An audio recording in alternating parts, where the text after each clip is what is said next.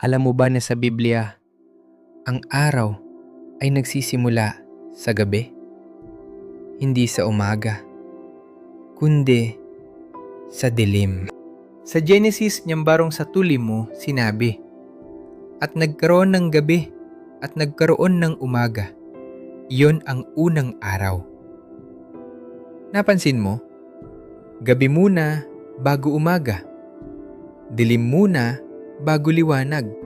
Parang buhay din natin yan. Bago natin makilala ang Diyos, nabubuhay tayo sa dilim. Dilim ng kasalanan. Dilim ng pagkaligaw. Dilim ng buhay na walang direksyon. Pero hindi diyon nagtatapos ang kwento. Dahil pagkatapos ng gabi, darating ang liwanag.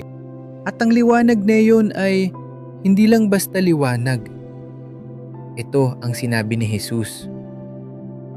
Ako ang ilaw ng sanlibutan.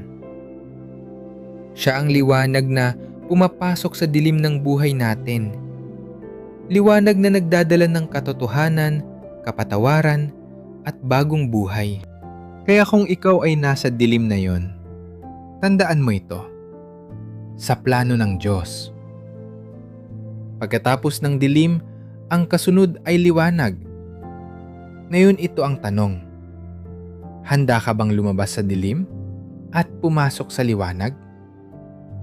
Sa liwanag ng sanlibutan na si Kristo Jesus. Follow for more Bible truths.